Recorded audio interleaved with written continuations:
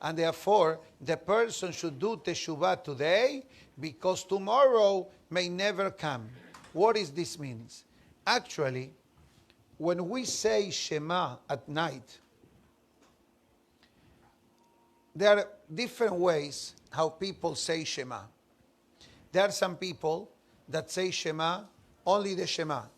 But if you look into the Siddur, the Shema begins with a prayer of Teshuvah. Hareni mohel besoleach. Right? Can I borrow your Siddur a minute? Thank you. So we're going to read quickly. Yeah, it's at the back. At the end of the Siddur. No, it's at the end of the Siddur. Listen to me. It's at the end of the Siddur. Okay, I'll say it by heart. Hareni mohel besoleach. I'm hereby forgiving. Thank you. Thank you so much. Right here. It says, I'm hereby forgiving anyone that made me angry or bother me or sin against me, physically, financially, in my honor, in anything that I have, accidentally, intentionally, unintentionally, in purpose, in speech, in action, in this life or any other life. Not only in this life, but in the past. לכל בר ישראל ולא יענש שום אדם בסיבתי. May no human being be punished because of my suffering. And it says, ירצו מלפניך, and now the person prays to HaKadosh Baruch Hu, שלא יחטא עוד. Hashem, help me that I should not sin again.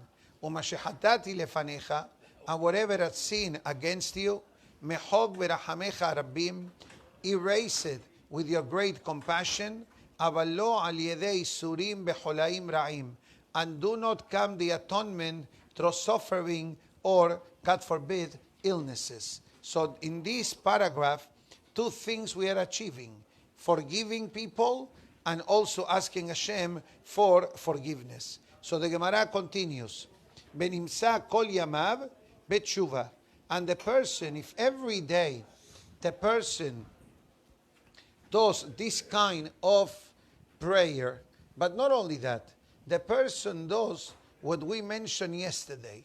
What did we mention yesterday? The concept of Heshbon HaNefesh, the concept of accountability. Meaning to say, like in this week's Torah portion, the Torah talks about the donations and the quantities and the expenses, etc. Also, the person needs to make a Heshbon HaNefesh. Why? Because at the end of the day, everything that a person does spiritually, obviously, has an influence. Sometimes we see it, sometimes we don't. Sometimes we feel it, sometimes we don't. But one thing is for sure, everything counts. Be'av Shlomo HaMelech amar b'chokhmato. Also Shlomo HaMelech in Kohelet says the beautiful pasuk, בכל עת יהיו לבגדיך לבנים בשמן על ראשך אל יחסר. Translation: in every moment your garments should be white. What is he referring to? There are many ways of explaining this pasuk. One explanation means, Chas v'shalom, the shrouds, the tachrichim, whatever they wrap the body when a person leaves the world. You know, externally, everybody in the physical world dresses different. I have a suit, you have a shirt, you have a floral shirt, you have a Hawaiian style shirt, you have a Miami style shirt, you have checkers, you have lines, you have squares, whatever, it doesn't matter. But after 120, how the body is dressed to meet the Creator? Short answer, Lavan. Lavan, white. Why white? Because white in English, in Torah language, means Kedusha, means holiness, means purity. So Shlomo HaMelech, and that's how the Pirush of the Gemara says, that in this case, Begadecha, your garment, doesn't mean the shrouds, but it means the neshama of the person. What's our mission? What's my mission? My mission is to make sure that from the moment that I dress in the morning till the moment that I'm going to go to sleep at night, my shirt is white. My shirt is clean. Obviously, if you wear a clean shirt, white clean shirt, any stain will be visible. Correct? Sometimes on Shabbat, I have to change the shirt 2 times or 3 times. And not because I'm not careful when I eat. Baruch Hashem, I am. But sometimes somebody's touching you, or a child comes, or somebody walk next to you and drop some coffee. I'm not going to go out on the street with a non-clean shirt. Hamavdil men kodesh lechol. The Gemara explains that the neshama is like the white shirt. Pure, crisp, clean, white shirt. I'm not going to start wearing a Hawaiian-style shirts in order so the stains should be camouflage. Okay, that's not the idea. But the idea is, like any stain is visible in a white garment, any avon that we do creates a stain in the neshama. That's the message of the Gemara here today. Not only that, Beshemen al roshecha al yihsar. An oil should not be lacking from your head. What is this? Oil should not be lacking from your head. Short answer, Torah learning. The Ramban explains that the Torah is compared to the oil, and the head is the brain. What happens? Have you ever heard of WD-40? The spray, right? What do you do with the spray? If you have a door that doesn't open or a keyhole, you put a few drops, and in a few seconds, the squeaking stops, and you're able to penetrate the key and open and close, etc. The same thing with the Torah. The oil for the brain is the concept of Torah learning. And the Gemara brings a mashal, a beautiful mashal, that perhaps we can relate to it. And the mashal says, Amar Rabbi Yochanan ben Zakkai, the great Rabbi Yochanan, that we talk about him today in the Gemara upstairs earlier. למלך שזימן את עבדיו לסעודה ולא קבע להם זמן. It says, a king announced to his committee, I am going to make a sa'udah, be ready. Now, usually, when someone invites you to sa'udah, let's say you get a wedding invitation, you're going to see when is the wedding, what day, and at what time. And then you're going to be ready accordingly. If the wedding is at 5, you're not going to show up at 2. You're going to show up at 5. And some of us will show up at 5:30 or 7. Correct? That's depending, right, depends on Syrian time or Latin time. I think that everybody agrees with that. You know, whenever you say a time, right. I remember many years back, maybe 25, 30 years ago, the first wedding that I went to New York, and the invitation said at 5 o'clock. So as a good Floridian, I was there 5 to 5. I told my wife, so the guy from the caterer says, what are you doing here? I'm coming for the wedding. He says, listen, the groom is not here, the bride is not here, the photographer is not here, no one is here. So when should I come back? Come back 7, 8 o'clock at night. So I came back at 7:30, I was number 10 for Minha. So imagine, you know, but definitely in this note, I think that we need to be sensitive, because there is a concept of zeman. There is a concept of valuing the time of others. Obviously, I'm not going to change the system. I don't think that I'm able to change the system. But, you know, if a person tries to be on a timely manner, it's great. So what happens, the Gemara says? Pikhim shebahem, the smart ministers, kishtu et atzmam, they dressed up elegantly, beyashbu al petah bet hamelech, and they sat by the entrance of the palace. Ambru, kelum haser lebet hamelech, anything is lacking of the house of the king, for sure everything is ready. Tibshim shevahem ambru, the foolish ones, they went to work, they did not prepare. It says, kelum yesha'udah belo torah, is it possible that the party is ready? If the king is going to throw a party, there is going to be a lot of preparation. Once we see that there is action in the driveway, we see the catering coming with the trays, then we go home and we get dressed. The Gemara says, Pitom bikesh hamelech et abadav. Suddenly, unexpectedly, the king says, please, Faddal, I'm ready for you. Pikhim shevahem, the wise men, nechnesu lefanav keshemekushatim. They came in properly dressed. The foolish ones, they came in jeans. It says the Gemara, Sama hamelech likrat pikhim, bekaas likrat tipshim. The king was very happy with the wise men, with the smart ones, that they came prepared, and he was angry with an A, to those that did not come ready. And it says as follows. This is basically, just to finish the mashal quickly, the king is a Kadosh Baruch Hu.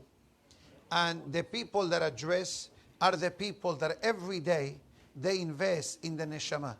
Some people say, you know what, I'm already doing enough. I don't have to do more.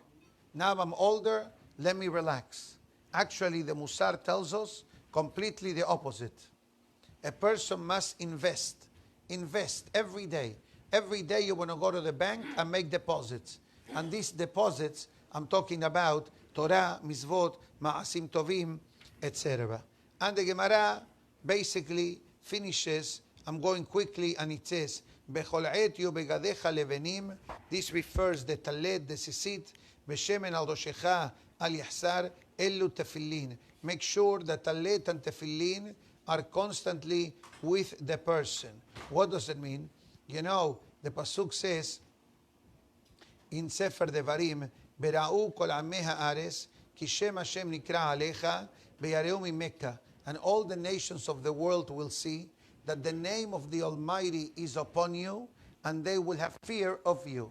The Gemara explains, this refers the mitzvah of tefillin. It says that all the time that the mitzvah of talet and tefillin is being observed by the person is a great zechut. Besides the individual, the mitzvah, but it seems from the Gemara that it brings many more additional benefits spiritually to the life of the person.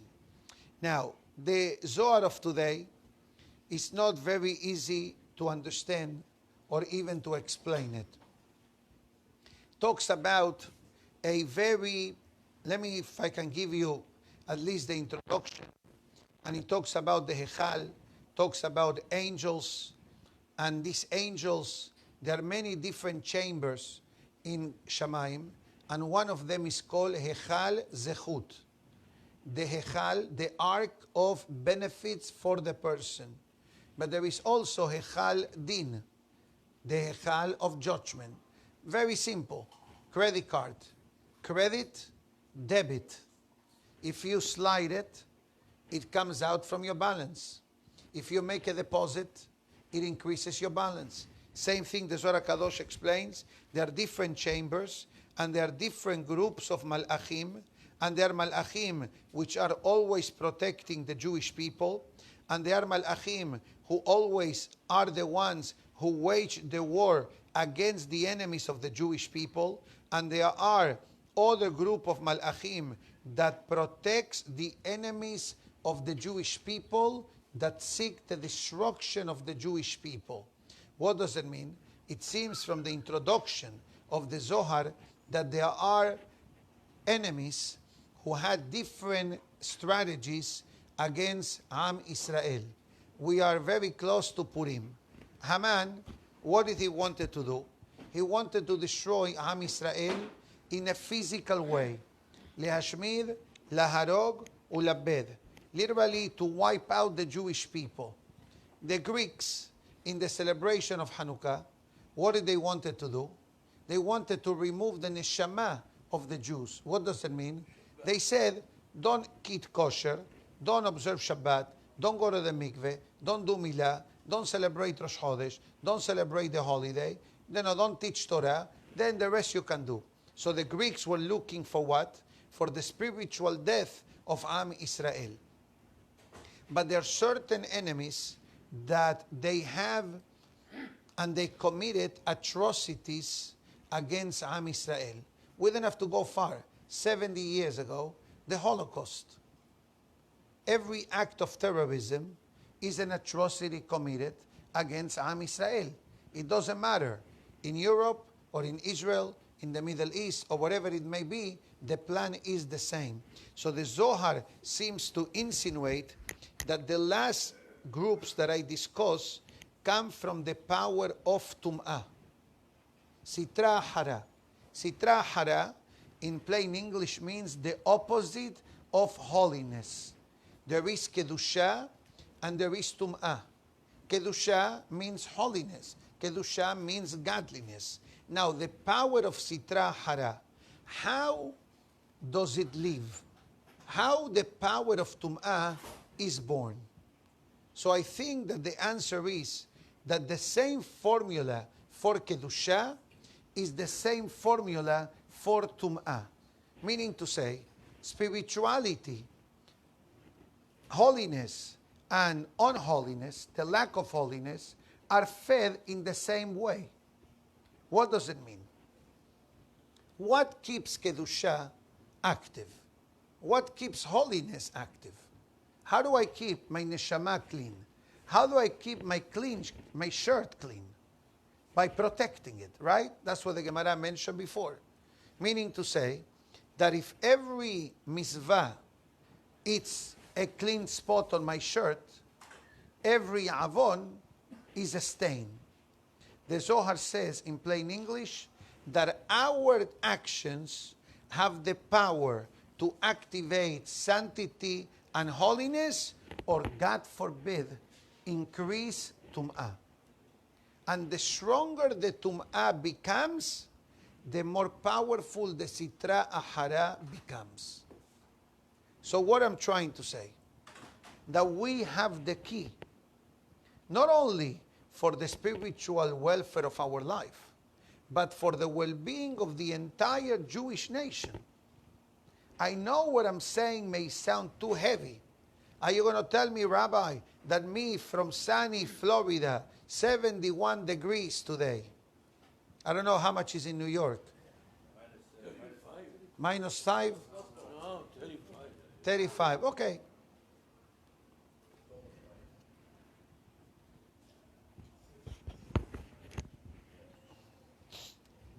The Zohar says something scary, but not scary bad. Scary that something so simple can have such a detrimental effect. What is the Zohar talking today? First menu talks about the way a person speaks. Yesterday, we spoke about Lashon Hara, right? We're not talking about Lashon Hara today. Maybe that's later. But the Zohar says, She'apiv melukhlach benibul pe. Simple.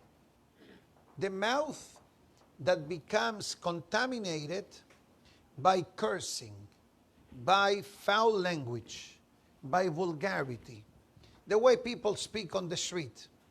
So the Zohar Kadosh asks, and it says, what happens to the words of Torah that come from a mouth that when they speak, they curse? Has v'shalom. Cursing and eating taref is the same avon.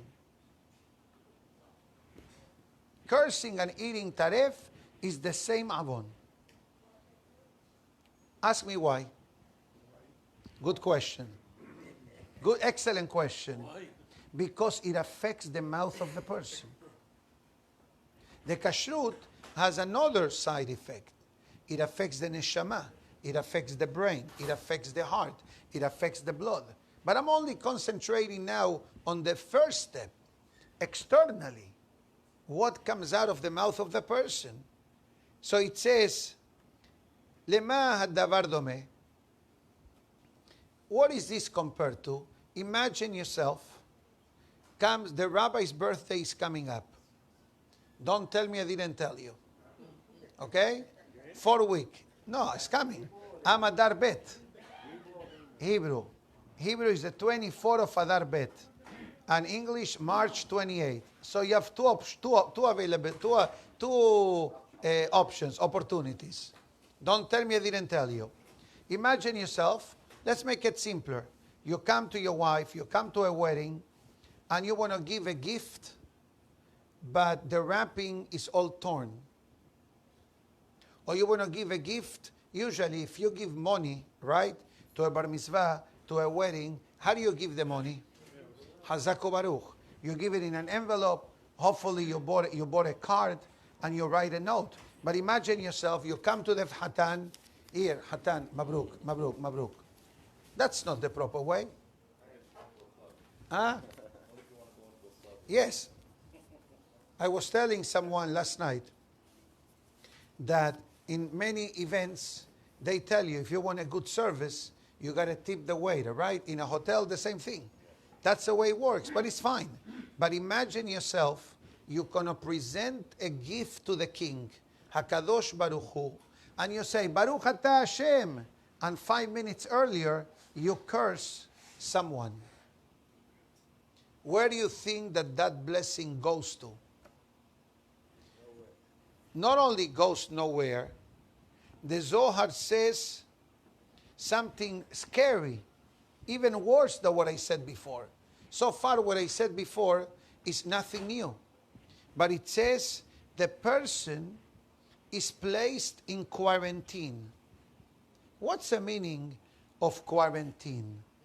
When you come into the airport, many times, they tell you certain items must be placed in quarantine. Quarantine, I believe, comes from the Latin or Spanish word cuarenta. Cuarenta means 40. So the Zohar says that for 40 days, the prayer of the people that curse is not accepted. This is very scary. And I apologize if anyone is trembling because of what the Zohar says today. So you're praying for 40 days, Anenu, Shema Israel, and then it goes to the recycle bin.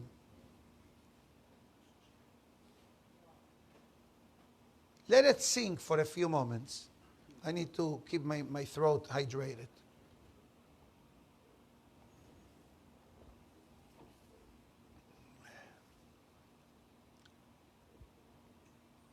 Scary.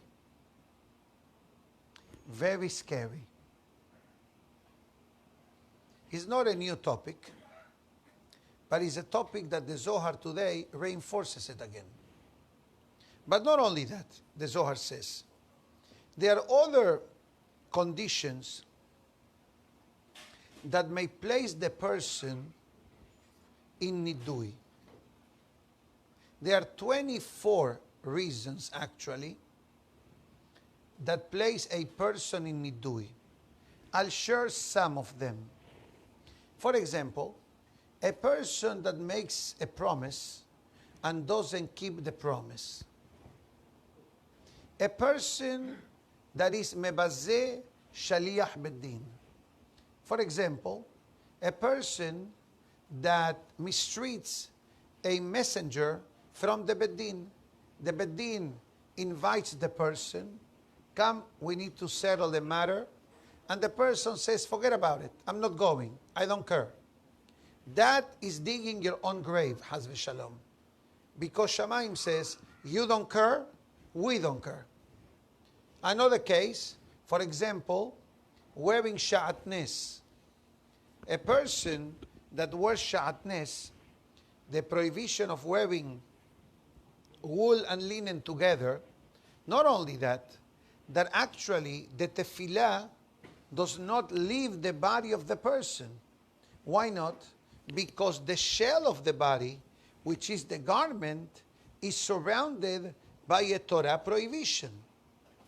A person who belittles the second day of Yom Tov. A person who ignores mitzvot established by Hachamim. A person that hurts the Sibur. And there are a few which the Hogle Israel brings down in Sefer Bereshit. So now,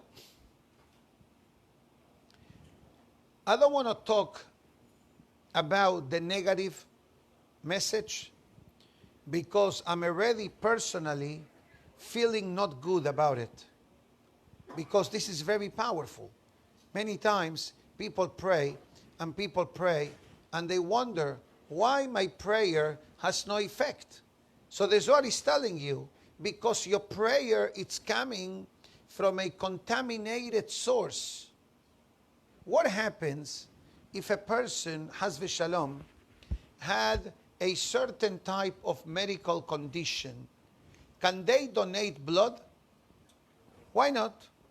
Maybe today the person is healthy. But the fear is that maybe, has v'shalom, could be some residue or a sleeping cell in the organism of the person, and we don't want to hurt the recipient. So someone that has this condition cannot donate blood. The Zohar says that the mouth of the person gets contaminated two ways: what the person eats and how the person speaks. The nicer we speak, the more clean we speak, the more respectful we speak, it's like purifying our mouth. And once our mouth is purified, guess what? The tefillah comes out beautiful. And that's exactly what the Zohar says. Now I'm going to change the music. Now we're going to speak about the happy topic. So after the person realizes this, now there is one requirement that needs to be met. Which is this requirement? Teshuvah. Now we understand that speaking in a foul language, speaking down to people, cursing, insulting people is definitely forbidden. There is no minhag. It's not a tradition. It's asur. Let's be honest here. It's asur. Now we realize the sin that we commit daily. So now what do we need to do? So the Zohar of today says, Hozer b'tshuva. No problem. We give you a chance. You know, there are companies in America that they repair the credit of the person. Have you heard of this? Credit repair. Now, I'm not telling you to believe in them. You have to do a lot of due diligence, and you need to make sure that it's not a scam. But if it's a reputable company, hopefully they can help you increase your credit score, and that is better for the person at all levels. Because at the end of the day, especially in this part of the world, we are a number. How nice you are, how elegant you are, how eloquent you are, we are a number, right? We are the FICO credit score or the Isaac's credit score, and that's how they determine how good we are. So how do we fix my credit? If I curse, which Baruch Hashem I don't, and I try to speak, I will say all the time, proper and respectful, but what happens someone that is not careful with that? How do we fix the problem? So the Zohar says, start doing teshuvah. How? Self-control. Because why people curse? Why people curse? First of all, they think that by cursing, they sound tougher or they sound more threatening, and perhaps they will achieve more. That may be on the street. That may be with the mafia. Haz v'shalom. But from Torah ways, as Shlomo HaMelech says, Lashon raka tishbor garem. The soft word breaks the bone. That's the meaning of this pasuk. As Nachmanides, the Ramban says, speak properly. Benahat. So the Zohar says, start doing teshuvah. Start speaking clean. Start speaking properly. Don't use vulgarity. Don't use foul language. But speak like a Jew. Speak like a Yehudi. Don't speak like a Goy. So it says the Zohar Kadosh, here is the magic, that the same Malachim that activated the accusations against the person, now they announce publicly, and they said, Mr. So-and-so, or Mrs. So-and-so, The prohibition of vulgarity, of foul language, does not know gender boundaries. It's forbidden for a man, it's forbidden for a woman, because at the end of the day, we both pray, and especially husband and wife relationship, forbidden. Obviously, educating children, forbidden, because if we start talking to the children with words that are connected to cursing, what do you expect the child is going to speak like in the future? He's going to speak like a sewer.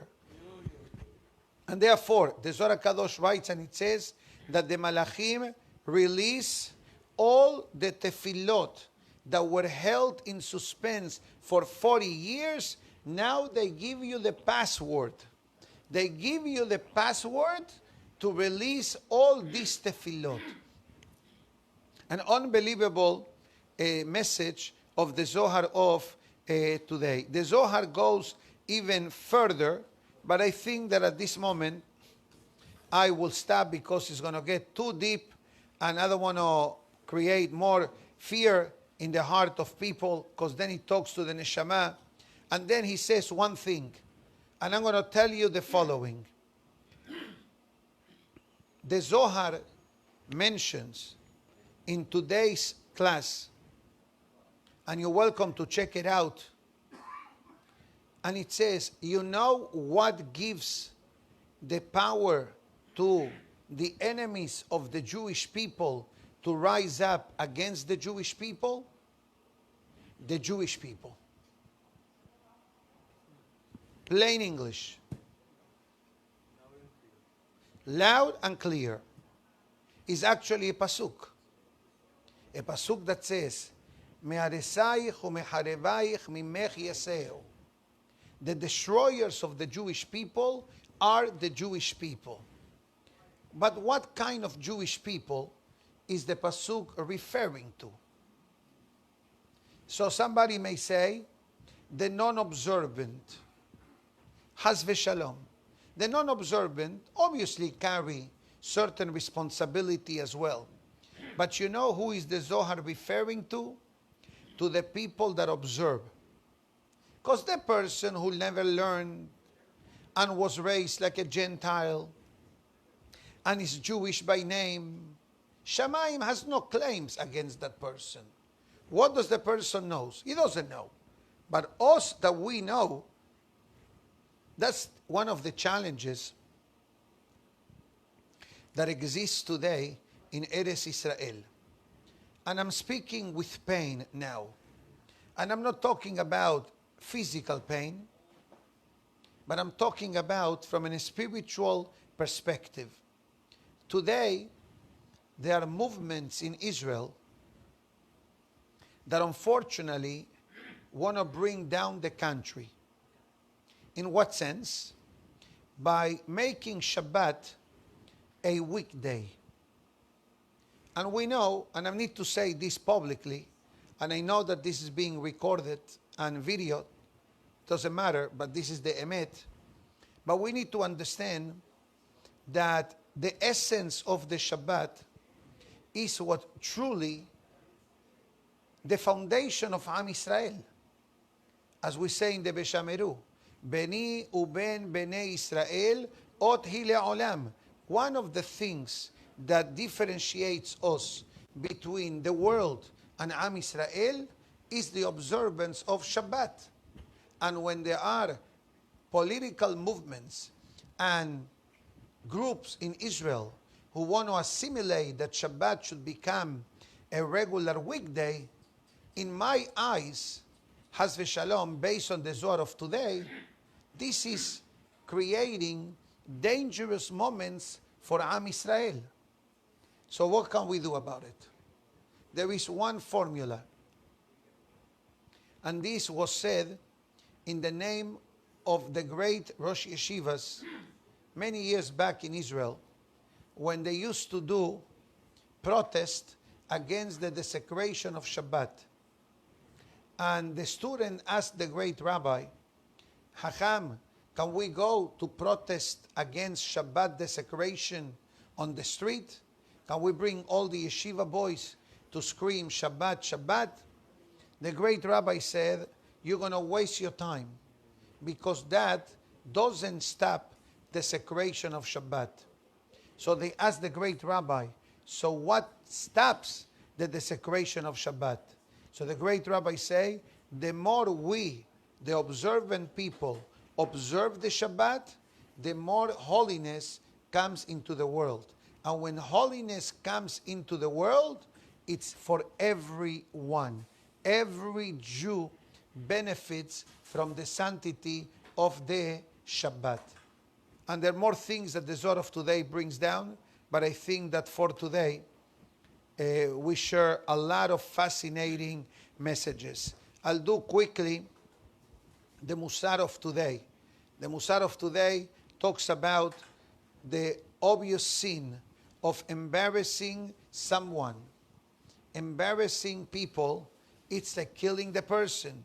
The Musar calls it halbanat panim, the whitening of the face. Why? Because the only part of the body that you can see that a person was embarrassed is the face. You don't see the hands, you don't feel the heart, you don't see the brain, you don't see the leg, you see the face, which is the most exposed part of the human body. But the Musar explains that when the person is embarrassed, there is a stop for a few seconds or for a moment of the flow of blood into the body, and it affects the face of the person.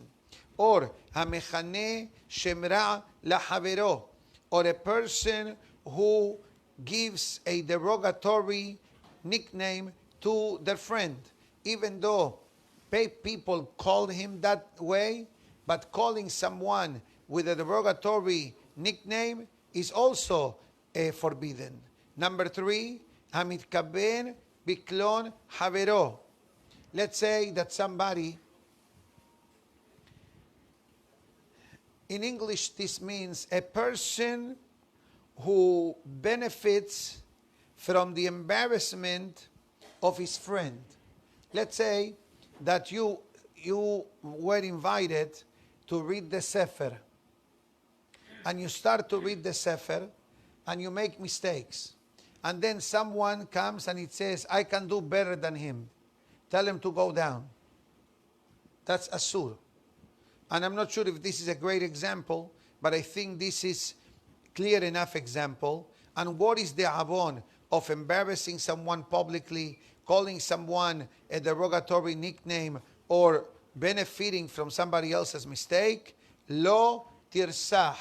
They follow under the banner of do not kill the person. Good question. Your question is, how could it be that the Torah says all these 3 avonot are killing? True, because you're killing the person emotionally. When you embarrass someone, the person rather be dead than being embarrassed publicly. And we understand this concept. And it says that they asked one of the rabbis, tell me, in what things were people are careful in your city? And one of them says albanat panim, the other one mockery, and other things that we mentioned before.